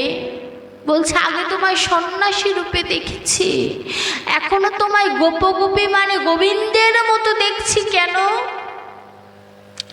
তখন আমার গৌর হরি বলে, ভক্তের হাতে ধরা পড়লে তো চলবে না। রামানন্দ তুমি যা ভাবছো আমি কিন্তু তা নই, তুমি তো সর্বজ্ঞ গোবিন্দ দেখো, তাই হয়তো আমাকে গোবিন্দের মতো দেখছো। এ যেন এমন হলো ঠাকুর ঘরে কে, আমি তো কলা খাইনি। যখনই এমন করে বলেছে, রামানন্দ রায় বলছে তুমি আমার কাছে আর লুকাতে পারবে না, তুমি তোমার ওই ভুবন ভোলানো রূপ আমার সামনে প্রকট করো। আমি ওই রসরাজ মহাভাব দুই এক রূপ দর্শন করতে চাই। গৌর হরিয়ার ভেতরে নিজেকে লুকিয়ে রাখতে পারলেন না। সর্বপ্রথম রামানন্দ রায়ের সামনে আমার গৌর হরি নিজেকে প্রকাশ করলেন গোবিন্দের রূপে। এবার রামানন্দ রায়ের কাছে গোবিন্দ প্রার্থনা করছে, গোবিন্দ ভাবের গৌর হরি প্রার্থনা করছে, রামানন্দ তোমার কাছে আমার অনুরোধ, তুমি কিন্তু কাউকে বলো না আমি কে। যখনই এমন করে বলেছে, রামানন্দ রায় বলছে, আমি ঢেরা পিটিয়ে জানিয়ে দেব, তোমরা দেখে যাও কে এসেছে নবদ্বীপে। আজ স্বয়ং গোবিন্দ এসেছে সন্ন্যাসীর বেশে, ভিক্ষা চাওয়ারও আসে। কৃপা করে যদি কোনো ভক্ত তারে ভিক্ষা দেয়, বিনিময়ে সে ভক্তি ধন দেয়। বলছে ওই ব্রজের গোবিন্দ আজ সন্ন্যাসী বেশে এসেছে, ভিক্ষা চাবার আসে, মানে ভিক্ষা পাওয়ার আশায় তিনি নবদ্বীপে এসেছেন। কেউ যদি তাকে ভিক্ষা দেয়, বিনিময়ে ওই রাধারানীর গুপ্ত ধন থেকে যে প্রেম চুরি করেছেন, সেই প্রেম তিনি তাকে দান করে। ওই তখন থেকে রামানন্দ রায় সর্বপ্রথম প্রচার করে যে আমার গৌর হরি হচ্ছে রাধা কৃষ্ণের মিলিত তনু। তার আগে কেউ প্রকাশ করেনি, সবাই অন্তরে অন্তরে বুঝতে পেরেছে, কিন্তু সেও প্রকাশে কেউ বলার সাহস পায়নি। কিন্তু আমার রামানন্দ রায় সর্বপ্রথম জানিয়ে দিলেন, দেখে যাও কে এসেছে। তোমরা একবার ভাব নয়নে একবার দর্শন করো সেই মধুর রূপ। ওই রূপ যদি একবার কেউ যদি দর্শন করতে পারো, ভেতরে মোহ মায়া কামনা বাসনা আর কিছুই থাকবে না। আমার গৌর হরি নবদ্বীপে আসার পরে লীলা করতে করতে কখনো রাধা ভাবে, কখনো গোবিন্দ ভাবে, এমনভাবে ভাবাবিত হয়ে যেতেন, তাকে দেখে মনে হতো কি যেন পূরবের ভাবে সে লীলা করছে। কেমন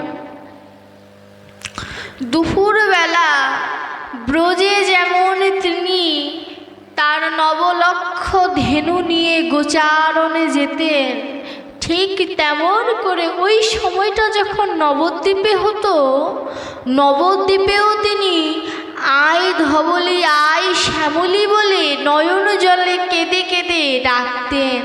ভাবুক বলছে, ব্রজে তোমার বাসি ছিল, এখন তো বাসি নাই, কি দিয়ে ডাকবে তুমি?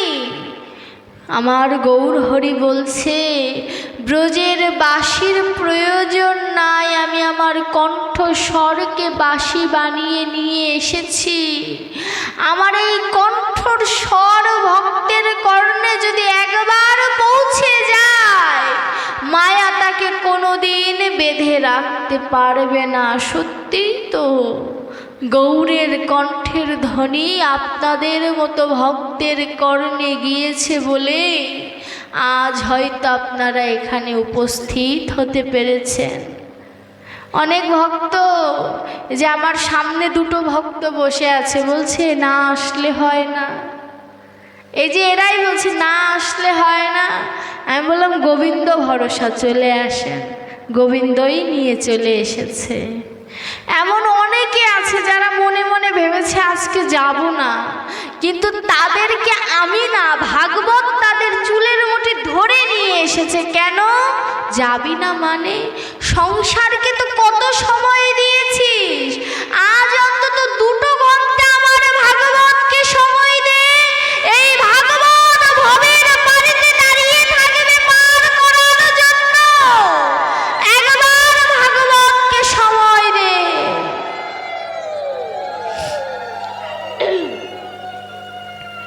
ভাগবত আমাদেরকে ধরে এনেছে। যে এদের কথা জানি বলে বললাম, এমন অনেকে আছে যাদের হঠাৎ করে অপরিকল্পিতভাবে এখানে চলে এসেছেন। এটা হচ্ছে গোবিন্দের কৃপা। গোবিন্দ যদি কাউকে কৃপা করে, সেই ভক্ত দূরে থাকতে পারে না। তো তেমন করে আমার গৌর হরি মধ্যাহ্ন সময় আয় ধবলি আয় শ্যামলী বলে ডাকছে। ধবলি মানে কি? সাদা, আর শ্যামলী মানে কালো। এটা ভাবনা ধরনটা এমন যে অনেকে ফর্সা রঙের হয়, অনেকে কালো রঙের হয়, চিন্তা ভাবনা এমন হয়, তাই না? আসলে তা নয়। ধবলি বলতে বুঝিয়েছে যারা ভক্ত, তাদের ভেতরে চৈতন্য শক্তি জাগরণ আছে, তারা উজ্জ্বল, এর জন্য তারা ধবলি। আর শ্যামলী কারা? শ্যামলী আমি নিজেকেও দাবি করতে পারি না। কেন জানেন? শ্যামলীর থেকেও অধম আমি এই কারণে, শ্যামলীর কানে তো তাও যায় কৃষ্ণ নাম, আমার কানে তো যায় না। শ্যামলী হচ্ছে তারা যারা মোহ মায়ার বন্ধনে নিজেকে অন্ধকারের ভেতরে লুকিয়ে রেখেছে, তারা হচ্ছে শ্যামলী। আর আমি তো শুধু মোহ মায়া নয়, পাপের সাথেও জড়িত। তাহলে আমি কি শ্যামলী হলাম? আমি শ্যামলীর থেকেও অধম। আমার গৌর হরি আয় ধবলি আয় শ্যামলী বলে ডাকছে। সখারা আমার গোবিন্দ দাস, গদাধর, এরা বলছে তুমি কাকে ডাকো? আজ তো শ্যামলী ধবলি না।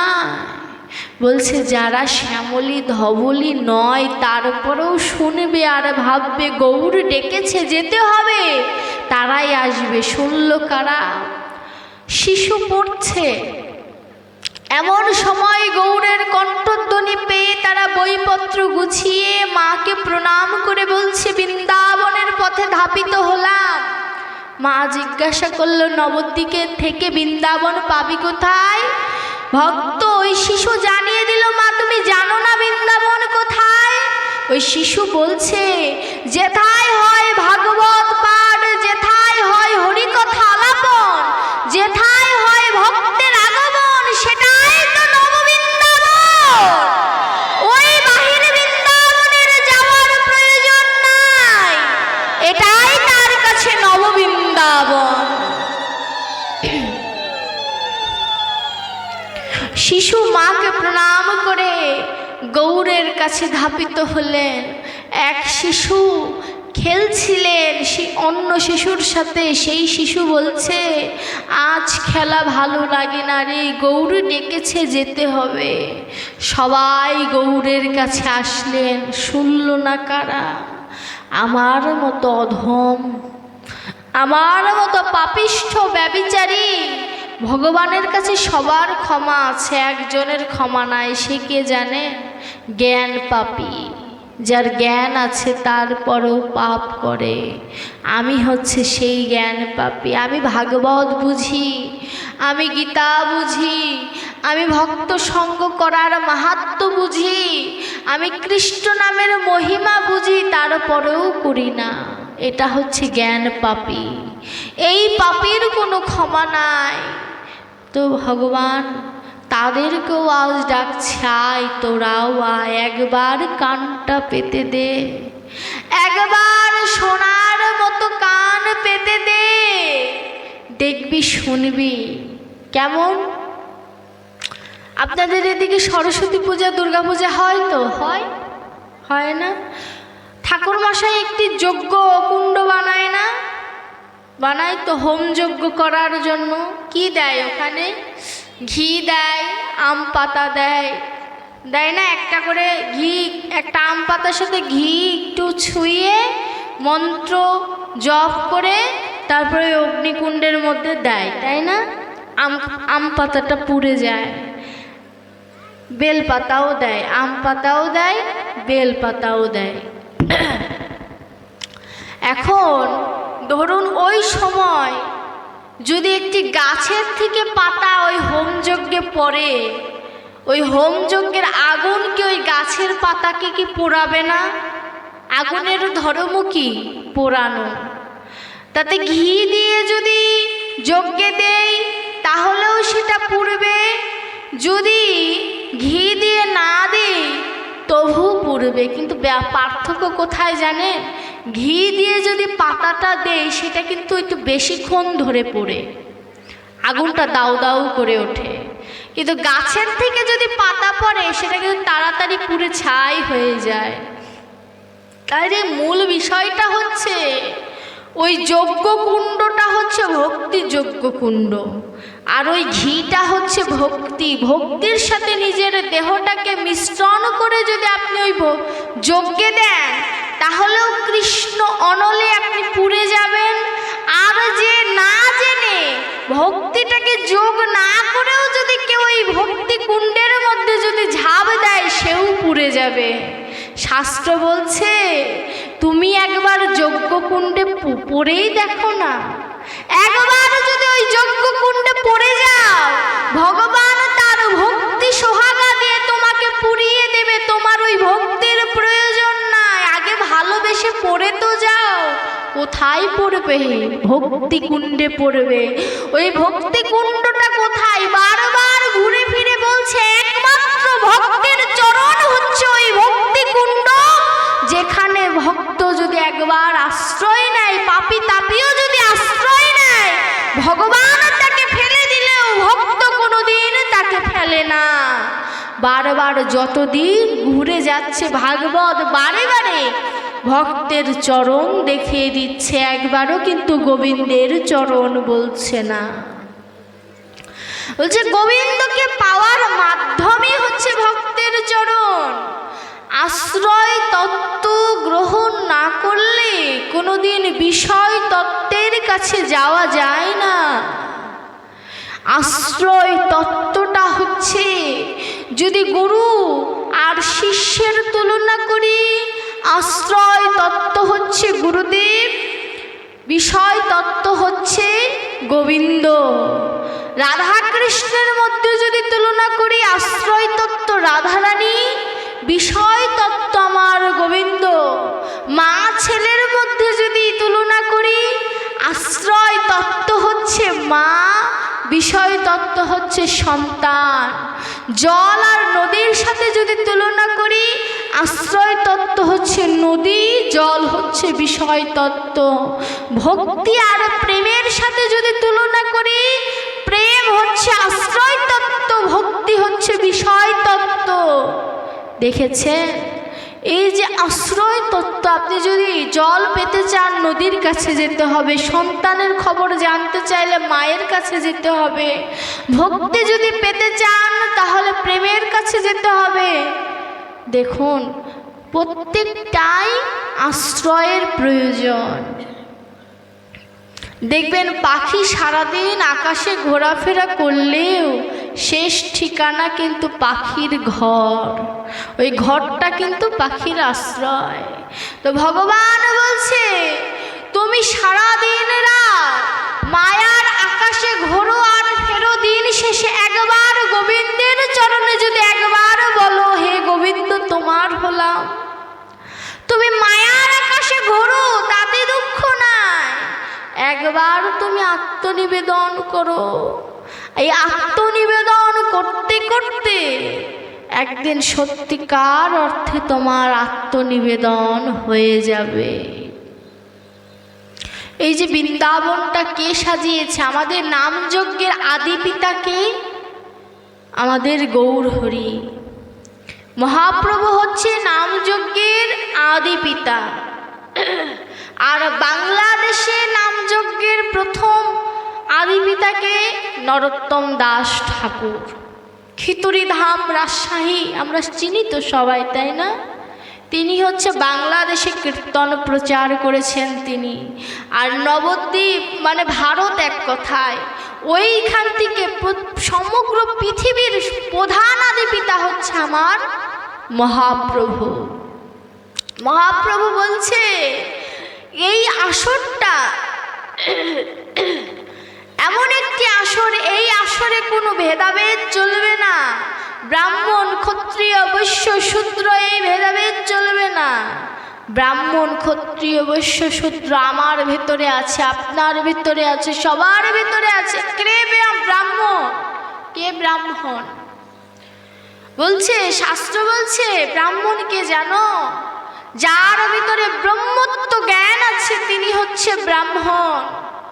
যদি বলি তাহলে আমার ভিতরে যে আমি বললাম ব্রাহ্মণ আছে ক্ষত্রিয় আছে, প্রমাণ কি? যখন আমি ভাগবতের আলোচনা শুনব এবং অধ্যয়ন করব তখন আমি ব্রাহ্মণ।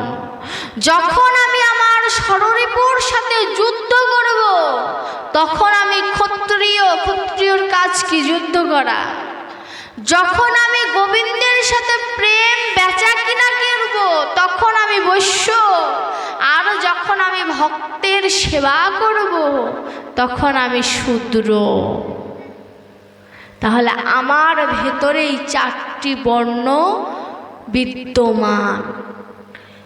এই 4টি বর্ণ আমার ভেতরে আছে। সন্ধান পেয়েছে কে? যারা সন্ধান করতে জানে তারাই এর সন্ধান পেয়েছে। একটা আশ্চর্যের কথা বলি, আমি আমার গুরুদেব কান্তিবন্ধু ব্রহ্মচারীর একটি ছবি পোস্ট করেছিলাম ফেসবুকে। একজন সেখানে লিখেছে উনি কি ব্রাহ্মণ। ফেসবুক দেখে আমি তাকে আর কিছু বলতে পারিনি। ওই লোককে যদি আমি কোনোদিন সামনে পাই আমি কিছু কথা বলবো। একজন ব্রহ্মচারীকে কোনোদিন ব্রাহ্মণ, ক্ষত্রিয়, বৈশ্য বলে শনাক্ত করতে হয়? বলুন, আপনাদের কাছে আমার প্রশ্ন হয়। একজন যে ব্রহ্মচারী তার ভেতরে কি ব্রাহ্মণ ক্ষত্রিয় জ্ঞান থাকে? থাকে না। বলছে বৈষ্ণব, তার উপাধিটাই বৈষ্ণব দিয়ে দিয়েছে, তার কোনো ওই ব্রাহ্মণ ক্ষত্রিয় বৈশ্য শূদ্র এটা তার পরিচয় নয়। ব্রাহ্মণের 9টি গুণ আর বৈষ্ণবের শতগুণ, তার মধ্যে 26টি গুণ প্রধান। 26টি গুণের মধ্যে প্রধান হচ্ছে শান্ত স্বভাব। বলেছে বৈষ্ণব চিনবে কেমন করে জানো? এক গালে চর মারলে আরেক গাল এগিয়ে দিয়ে বলবে মারো, এই গালেও মারো। সে হচ্ছে বৈষ্ণব। এত সোজা নয়। আবার সোজা না, তারা যদি না থাকে পৃথিবী তো টিকে থাকতো না।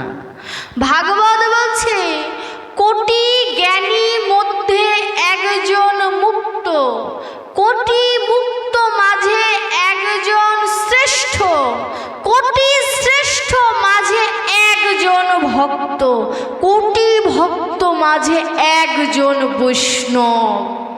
দেবেরও দুর্লভ। কিন্তু তাহলে আমরা যে বলি আপনি ভক্ত, আমি ভক্ত, সবাই ভক্ত কেন বলি? কারণ শাস্ত্র বলেছে যে একজন শুদ্ধ ভক্তের পাশে যদি একজন বসে থাকে, পরশমণির ছোঁয়ায় যেমন লোহা সোনা হয়ে যায়, শুদ্ধ ভক্তের স্পর্শ পেলে অভক্ত ভক্ত হয়ে যায়। কে বলতে পারে ওই কোটির মধ্যে যে একজন ভক্ত আছে, সেই ভক্তটা আমাদের মধ্যে বসে আছে? কারণ ভক্ত তো ভগবান ছাড়া আর কেউ চেনে না, তাই আমরা সবাইকে ভক্ত বলি। কিন্তু শাস্ত্র বলছে দেবেরও দুর্লভ, এত পরিমাণে কঠিন একজন ভক্ত পাওয়া। তাই বলছে ভগবানকে ভালোবাসতে গেলে শুদ্ধ চিনতে ভগবানকে ভালোবাসো। যদি বলি আপনি যে বললেন ভক্ত দুর্লভ, তাহলে আমরা কোন ভক্তের কাছে গেলে ভক্তি পাবো? প্রশ্ন আসতে পারে তো। এমন একটি অপরাধ করেছিলেন গৌর নীলার মধ্যে একজন ভক্ত। সেই ভক্ত কি করেছে জানেন? দীক্ষা নেবেন। একটি মরা তুলসীর গাছ পুঁতে রেখেছে। দেখুন, এই বিষয়টা একটু ধ্যান দেবেন। আমরা অনেক সময় এ ভক্ত না অভক্ত এমন একটা জ্ঞান ভিতরে আনি। একটি মরা তুলসীর গাছ পুঁতে রেখেছে। বলছে ভক্তের যদি চরণ ধোয়া জল যদি মরা গাছেও পড়ে, মরা গাছ জীবিত হয়ে যায়, শাস্ত্র বলে। তো এই ভক্ত চিন্তা করেছে আমি দীক্ষা নেব তার কাছ থেকে, যে গুরুদেবের চরণ ধৌত জল গাছের উপরে দিলে গাছ জীবিত হয়ে যাবে, সেই গুরুদেবের কাছে আমি দীক্ষা নেব। এমন করে অনেক গুরুদেব আসে, কারুর জলেই গাছ আর জীবিত হয় না। একদিন আস্তে আস্তে মহাপ্রভু তার ঘরে আসলেন। মহাপ্রভুর চরণ ধোয়ানো জল স্বাভাবিক, গাছ তো জীবিত হবে। তখন ওই শিষ্য বলেছে প্রভু আপনার কাছ থেকে দীক্ষা নেব। মহাপ্রভু বলছে আমি দীক্ষা দেওয়ার মতো যোগ্যতা লাভ করিনি। তখন একদম যৌবন প্রাপ্ত, সন্ন্যাস নেননি, তার আগের ঘটনা। বলছে আমি দীক্ষা দেওয়ার মতো যোগ্যতা লাভ করিনি। তখন এই শিষ্য বলছে আপনি লাভ করেছেন। বলে তুমি বুঝলে কেমন করে? মহাপ্রভু তো অন্তর্যামী, সে তো জানে যে ভক্ত কি কাজ করেছে। মহাপ্রভু বলছে তুমি বুঝলে কেমন করে? বলছে প্রভু আমি দীক্ষা নেব, অনেক দিনের বাসনা। যে গুরুদেবই আসে সেই গুরুদেবের চরণ ধোয়া জল আমি গাছে ঢালি, গাছ আর সজীব হয় না, কিন্তু আপনার চরণ ধুলির এক বিন্দু ফোঁটা পড়ার সাথে সাথে গাছ সজীব হয়ে গেল। মহাপ্রভু বলছে আমি তো দীক্ষা দেবই না, যে গুরুদেবই তোমাকে দীক্ষা দিক তোমার জীবনেও উদ্ধার হবে না। কেন? কারণ তুমি অনেক গুরুদেবের ভিতরে তোমার অভক্তি চলে এসেছে, তাদেরকে তুমি গুরু হিসেবে তো আখ্যা করো নাই, এটা তোমার অপরাধ। অর্থাৎ তুমি যার কাছ থেকে দীক্ষা নিয়েছো বা যাকে ভক্ত ভাবছো, হঠাৎ করে যদি তাকে অভক্ত চেতনা ভেতরে আনো, তাহলে তোমার সম্পূর্ণ কৃষ্ণ ভক্তি তো চলেই যাবে, আবার যা সঞ্চয় করা ছিল সেটাও তোমার চলে যাবে। বলছে ক্ষুদ্র বৈষ্ণব অপরাধে কোটি কোটি পুণ্য ফলে বাদ হয়ে যায়। যদি বিন্দুমাত্র কৃষ্ণ ভজনে যদি অপরাধ থাকে, বলছে তুমি এই জ্ঞান এনো না যে ভক্ত না, এ ভক্ত না, এই জ্ঞান একমাত্র আনার অধিকার ভগবানের। তুমি ভেতরে এনো না যে ভক্ত না কে অভক্ত। ভগবান বলেছে তুমি শুধু ভালোবেসে যাও।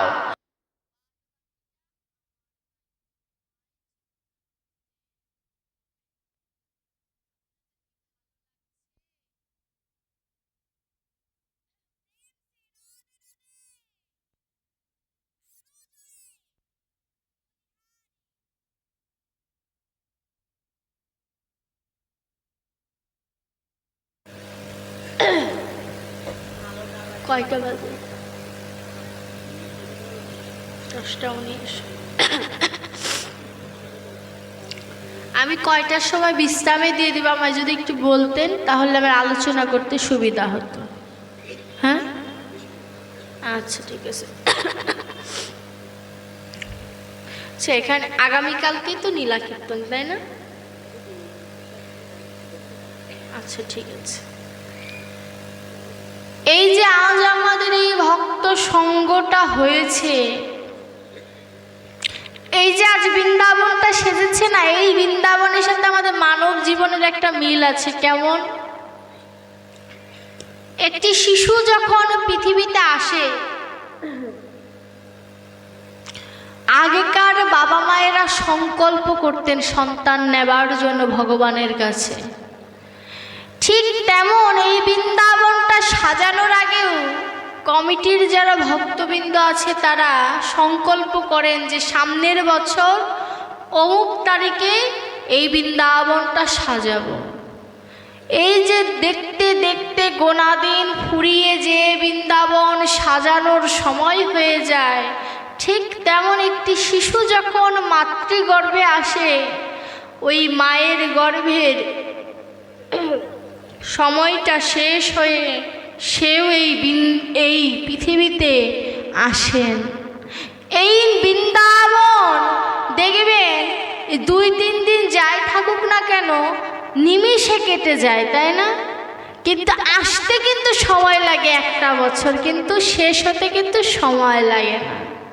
তো শাস্ত্র বলছে একটি শিশু ভূমিষ্ঠ হতে তার 10 মাস সময় লাগে, কিন্তু এই পৃথিবীতে আসার পরে সে কয়দিন বাঁচবে বা কবে মরবে এটা একমাত্র ঠিক করার দায়িত্বে রয়েছে গোবিন্দ। এই বৃন্দাবনটা যেমন ভেঙে যাবে, ঠিক এই দেহ বৃন্দাবনটাও একদিন না একদিন ভেঙে যাবে।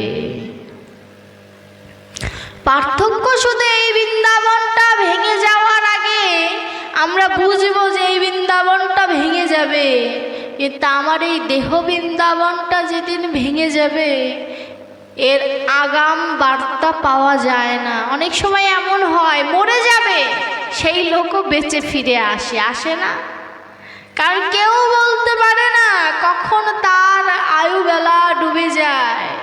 কখন কে ফাঁকি দিয়ে চলে যায় কেউ বলতে পারে না। ভগবান বলছে সদা নিজেকে প্রস্তুত রাখো। ভগবান বলেছে তুমি মৃত্যুর জন্য প্রস্তুত থাকো, মৃত্যুকে ভয় পেও না। কেন ভয় পাবে তুমি? আমি আছি তো। সারা বছর যদি আপনি পড়ালেখা ঠিক মতো করেন, পরীক্ষায় ভালো নাম্বার পাওয়ারই তো কথা।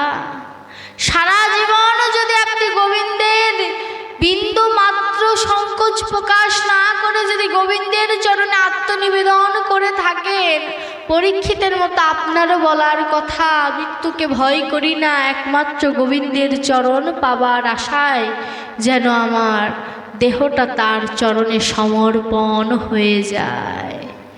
পরীক্ষিত মহারাজকে যেমন সুখদেব গোস্বামী বলেছিলেন, মৃত্যুকে ভয় করো না, অনাসক্তির অস্ত্র দিয়ে তুমি আসক্তিকে ছেদ করে দাও। একবার যদি আসক্তি ছেদ হয়ে যায়, তুমি গোবিন্দের চরণে আত্মনিবেদন করে দাও। তাই বলছে তুমি আত্মনিবেদনটা করো। পুলিশের কাছে যদি চোর হাত তুলে স্যালেন্ডার করে, পুলিশের বাবারও ক্ষমতা নাই গুলি শুট করার, ঠিক তেমন গোবিন্দের কাছে যদি কেউ দুবাহুলু তুলে একবার আত্মনিবেদন করে নেয়, ভগবান তাকে জন্ম জন্মান্তরের জন্য আপন করে নেয়।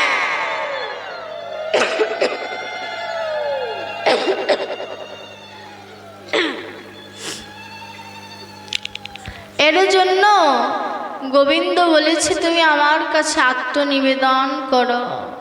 আমরা সবাই গীতা পাঠ করি তো, বাড়িতে করি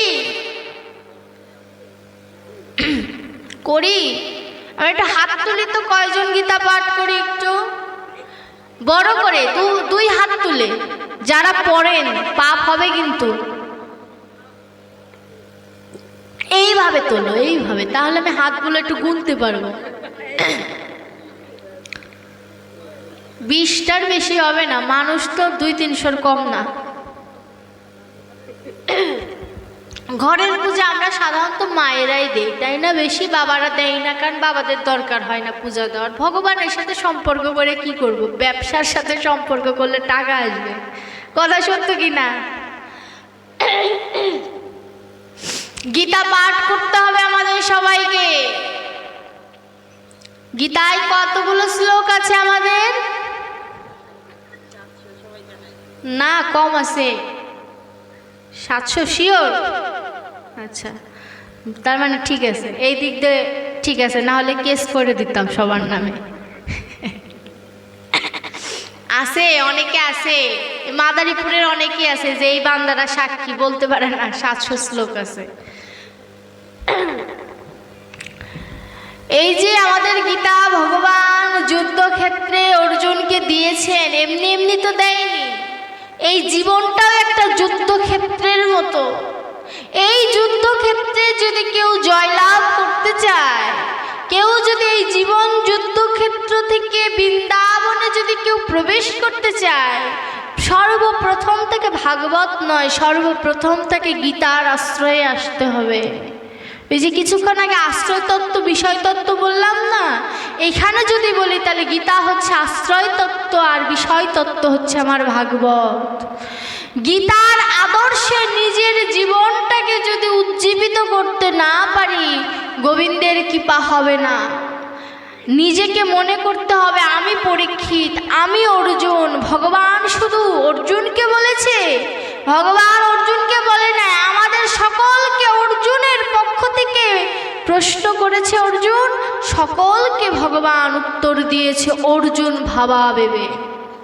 কেমন? শুধু অর্জুনই গীতার কথা শুনেছেন? শুধু তো অর্জুন শুনে নাই, আরো একজন শুনেছে। কে শুনেছে? গীতার প্রথম শ্লোক কার? হ্যাঁ, ধৃতরাষ্ট্রের। শিওর তো, তাই না? ভগবানের তো না, নাকি অর্জুনের? ধৃতরাষ্ট্রের। হ্যাঁ, ধৃতরাষ্ট্রের। ধৃতরাষ্ট্র সঞ্জয়ের কাছে জিজ্ঞাসা করে যে হে সঞ্জয়, যুদ্ধক্ষেত্রে কি হচ্ছে আমাকে মাকে বলো, একা খালি অর্জুনই শুনে নাই, ওর ধৃতরাষ্ট্রের মতো পাপিষ্ঠ গীতার জ্ঞান শুনেছিলেন। এখানেই জীব শিক্ষা, ঢুকতে হবে ধৃতরাষ্ট্রের মতো অন্ধ হয়ে গীতায় ঢুকতে হবে, মোক্ষ যোগে মোক্ষ লাভ করে অর্জুনের মতো গীতা থেকে বের হয়ে আসতে হবে, তবেই গীতা পাঠ করার সার্থকতা। বলছে কেউ যদি গীতা পাঠ করার সময় অর্জুনকে নিজের ভাবে আমি অর্জুন এইভাবে যদি গীতা কেউ অধ্যয়ন করে প্রতিনিয়ত, একদিন দেখবেন সত্যি সত্যি আপনার রথের সারথি হয়ে গোবিন্দ আপনাকে গীতার ওই ঐশ্বরিক জ্ঞান দান করছে। তাই গীতা প্রতিদিন অধ্যয়ন করতে হবে। গীতা লাল কাপড় দিয়ে ঠাকুরের আসনে পেঁচিয়ে রাখার জিনিস নয়, গীতাকে অধ্যয়ন করতে হবে, আত্মস্থ করতে হবে, গীতাকে ধারণ করতে হবে। আপনার বাড়ির যে ছোট্ট শিশুগুলো আছে তার হাতে গীতা তুলে দিন, গীতার স্কুল তৈরি করুন। গীতা শিক্ষা লাভের এত প্রয়োজন। এখন আমাদের ধর্মটা একদম অধঃপতনে চলে গিয়েছে। অধঃপতনে চলে গিয়েছে কেমন জানেন? গীতা আমাদেরকে জীবন আদর্শ শিখায়, আমাদের কিভাবে জীবনযাপন করা উচিত, কিভাবে বড়দের সাথে ছোটদের সাথে আচরণ করা উচিত, সব কিছু গীতা। একই গীতা বললে আপনি সব উত্তর পেয়ে যাবেন। আজ এখানে ভাগবতের আসর সেজেছে, আমি প্রত্যেকটা জায়গায় বলি যে আমার বয়সী যারা আছো তারা কেন ভাগবতের আসরে আসো না, এটা আমার প্রশ্ন। কেন ইয়াং জেনারেশন যারা আগামী প্রজন্মের যারা চাবিকাঠি তারা কেন আসেন? আপনারা তো আসবেন, কারণ শাস্ত্র বলছে না, শিশুকালে কৃষ্ণ ভজে কৃষ্ণ পাওয়ার আসে, বৃদ্ধ বয়সে কৃষ্ণ ভজে যমের তরাসে। মানে বৃদ্ধ বয়সে যমের ভয়ে সবাই কৃষ্ণ ভজন করে, যে ভজনের মূল্য নাই যদি বলি আপনারা কেউ আসবেন না। আছে কিন্তু পূর্ণাঙ্গ মূল্য নাই। ওই যে বলে না, যা যাওয়ার গেছেই চলে, খেদ করিস না আর তা বলে। মানে যা যাবার তো চলেই গিয়েছে, যেটুকু আছে সেটুকু গোবিন্দের চরণে সমর্পণ করলাম। কিন্তু যারা আমার বয়সী তাদেরকে যদি এই পথে এগিয়ে দেওয়া যায়, তারা ভবিষ্যতে কিন্তু আপনাদের জায়গায় আরো বেটার কিছু করবে না? আজ আমার বয়সে এখানে কজন ছেলে মেয়ে এসেছে একটু হাত তোলো তো। একজন দুজনের বেশি তো পাওয়াই যাবে না।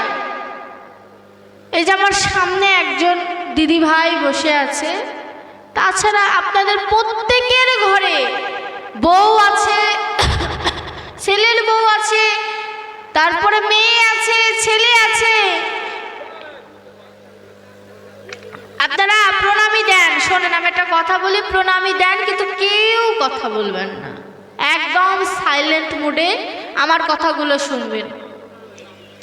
বলছে আপনাদের প্রত্যেকের ঘরে ছেলে মেয়ে আছে, তাদেরকে ভগবান কি শোপিস বানিয়ে রাখার জন্য ঘরে দিয়েছে? গোবিন্দের নাম গুণগান করার জন্য ভগবান আপনাকে সন্তানের মুখে মা ডাক শোনার মতো যোগ্যতা দান করেছে। সেই সন্তানকে আপনি কৃষ্ণ পথের প্রতীক করছেন না। উত্তর দিতে পারবেন তো ভবের ঘাটে?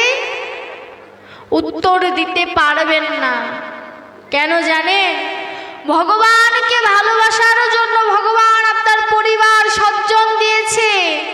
একজন কৃষ্ণ ভক্ত মা অভক্ত পরিবারকেও ভক্ত ফ্যামিলি করে দিতে পারে, কিন্তু আগে নিজেকে তো ভক্তিমতী হতে হবে। কথা বলো না, শোনো। তোমরা সবাই যাদের ঘরে সন্তান আছে প্রত্যেককে একটু কৃষ্ণ পথের প্রতীক করো। আমি একটা সত্যি কথা বলি, কালকে আমার মেডিকেলের পরীক্ষা। আমার কথা বলছি, আমি পরীক্ষা দিয়ে এসেছি, কালকে পরীক্ষা দিয়ে নরসিংদী যাব। তা আমার মা আমাকে যদি এখানে না নিয়ে আসলেও পারতো না। আমি যদি কমিটির লোকদের বলতাম আর এমনি তো আমি একটু অসুস্থ, আপনারা যারা ফেসবুক চালান সবাই জানেন আমি অসুস্থ। যদি বলতাম কমিটির লোকরা কিন্তু রাজি হয়ে যেত, কিন্তু আপনাদের ভক্তের মনে ব্যথা লাগতো না যে মাতাজি আসলো না। ঠিক তেমন আমরা ভগবানকে কথা দিয়ে এই ধরাধামে এসেছি, আমরা যে ভগবানের কথা রাখছি না, ভগবানের কি কষ্ট লাগে না? ভগবানের মুখবিস্তৃত বাণী শোনার পরও নিজের জীবনকে ওই পথে ধাবিত করছি না, তার কি কষ্ট লাগে না? এই চিন্তাটা কোন, আমার কালকে পরীক্ষা, আমার মা যদি আমাকে এই পথে না আনলেও পারতো, কেন এনেছে জানেন? যাতে আমাকে দেখে অন্তত 10টা মেয়ে বা 10টা ছেলে একবার কৃষ্ণ পথের পথিক হোক। আমি হতে পেরেছি কিনা জানি না, কিন্তু আমার লক্ষ্য এটাই। আমি বর্তমান সমাজকে বোঝাতে চাই যে ডাক্তারি, ইঞ্জিনিয়ারিং বা অনার্স মাস্টার্স করেও ভজনের পথে থাকা যায়। ভক্তের আশীর্বাদ আর গোবিন্দের কৃপা যদি থাকে, সকল যুদ্ধে জয় হওয়া যায় যদি তাদের আশীর্বাদ যদি শিরে থাকে। আমি ভয় পাই না, কালকের পরীক্ষা আছে, আমি বিন্দু মাত্র ভয় পাই না। কেন জানেন? আমার ভিতরে বিশ্বাস আছে আমি পারবো। এতগুলো ভক্তের আশীর্বাদ যদি আমার থাকে, আমি না পেরে থাকতে পারি? আমি কিছুদিন আগে যে আমার অসুস্থতার পোস্টটা ফেসবুকে হওয়ার পরে আমি খালি চিন্তা করেছি, এত ভক্ত আমাকে ভালোবাসে। আমার মনে হয় কি, ভগবান যদি একদম আমাকে মৃত্যু দান করে, এত ভক্তের আশীর্বাদ আমি পেয়েছি যে আমি মরে গেলেও হয়তো বা জীবিত হয়ে যেতাম। আমার এক একজন ভক্তের এত করুণ করুণ SMS দিয়েছে, তারা এত ভক্তরা আমার খোঁজ নিয়েছে। মাদারীপুরের ভক্ত সেখানে সব থেকে বেশি। আপনাদের চরণে আমার 100 কোটি প্রণাম যে আপনারা আমার জন্য এতটা চিন্তা করেন। আসলে আমি তো বলি যে আমার একটা বাড়ি ধামরাই আর একটা বাড়ি আমার মাদারীপুর। আমি মাদারীপুর প্রতি মাসে 4-5 বার করে আসি। আপনারা আমার দূরের মানুষ নন, আপনারা আমার কাছের বান্ধব। আপনারা সবাই আমাকে আশীর্বাদ করবেন যে আমি যে কর্মেই নিয়োজিত থাকি না কেন, আমার মন যেন আপনাদের মতো ভক্তের চরণে যেন সর্বদা নিয়োজিত থাকে। আমি যেন আমার পড়ালেখা যাই হোক এগুলো সামলিয়ে যেন আপনাদের মতো মধুর ভক্তের সঙ্গ যেন আমার করার সৌভাগ্য হয়। এই আশীর্বাদ আমাকে করবেন। মৃত্যুর দিন মুহূর্ত পর্যন্ত যেন আপনাদের মতো এই ভক্তের বদন যেন আমার দর্শন হয়। হরি বল।